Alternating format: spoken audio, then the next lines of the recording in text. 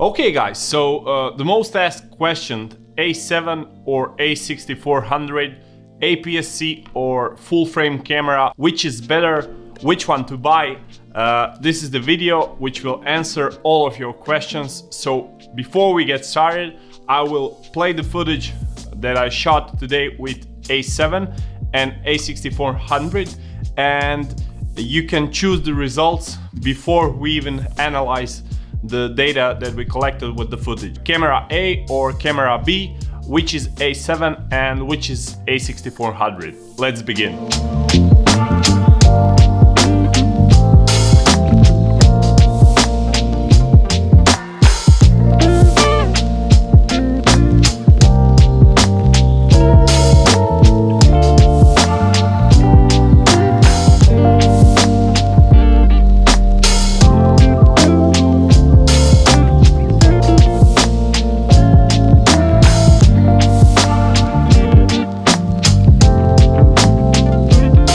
Before I get into results, I want to talk a little about why I choose A6400 over A7 III. Firstly, it's the price. I don't know exactly the price, but I will put it somewhere here for A6400 and also for A7 Mark III. When you are buying the camera, it's also necessary to take into consideration that you need to buy the lenses. And the lenses also cost some money. When you are getting into APS-C camera world, you are also getting the lenses from APS-C world. So they are much cheaper than the lenses for the full frame camera. Sony A7 Mark III is a very famous camera on YouTube. Most of the YouTubers use Sony and Canon, Sony A7 especially, and it's a very good camera, full frame, but the downside is you have to pay more for your lenses. Why I chose these two cameras for comparing? Because I think they are pretty similar but different in many ways.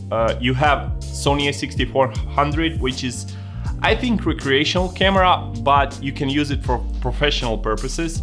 Sony A6400 is also a budget camera, at least for me.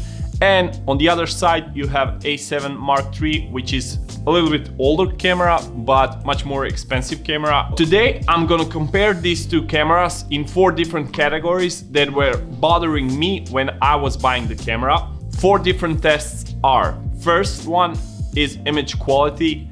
I'm just gonna base this on my personal opinion, and also you can look for yourself and come with conclusion. The second test will be depth of field. Also, we will compare, for me, one important thing, and that's autofocus. When you are talking about Sony, everybody is talking about low light capabilities. So we gonna see which camera has better low light capabilities, full frame or APS-C, which is better, bigger sensor or smaller sensor. Let's see. Okay, so first test regarding picture quality. Obviously this advantage goes to A7 Mark III. At least in my opinion, it's much more sharper and you get clearer colors. But with the A6400, I think you get more accurate skin tones. So that's maybe 1-1 for me, but I will give it to the A7 Mark III because it's much more sharper, and that's for me a bigger thing. But I have to tell you that the difference for me, at least what I see, it's not so big. So you have one camera which is half of the price of the bigger professional camera. So the only question is, what do you really need? Oh, it's hot in here. I will take my shirt off. Okay, so depth of field. I think there's no competition here. A7 is the clear winner.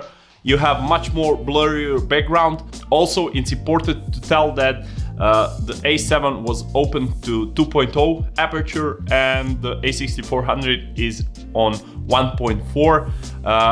It's the same thing when you are considering the crop factor, but if you pull down the A7 to 1.8, it's clearer, it's much more clear who's the winner, because full frame cameras excel there, and that's all I have to say about depth of field. For the autofocus, clear winner is A6400. It's much more better autofocus on APS-C camera.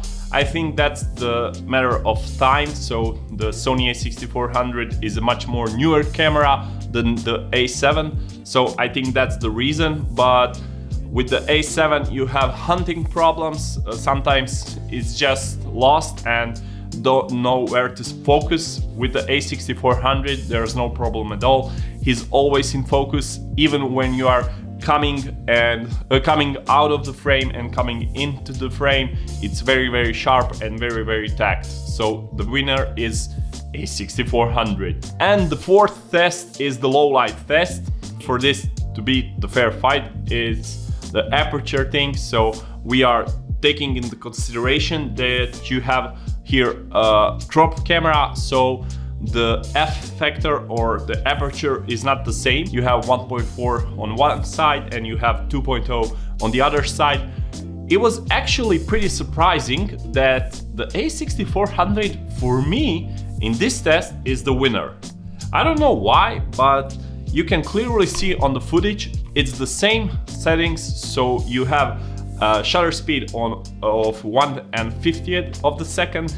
You have ISO on 800, so it's pretty much the same. Only the aperture is the different because of the sensor size, and the results are pretty amazing. Even though this is an APS-C camera, I think it's the clear winner over the A7 Mark III, his older brother, because it just is. The settings are same. A6400 has much more better low light capabilities, at least in this test, in these conditions. So take that into consideration, because if you stop down the A7 to 1.4 aperture, the game is over. The main question is which camera to buy. Do you really need a full frame camera?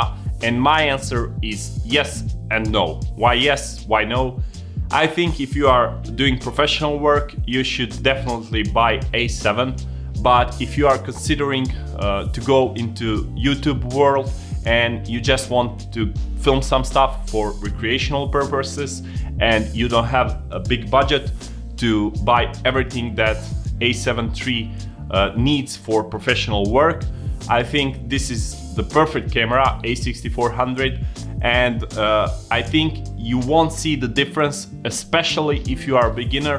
So go with the budget camera, learn how it works, and then if you get into the professional work, you have some freelancing to do, go and buy A7 III, you won't regret it. And that's pretty much it.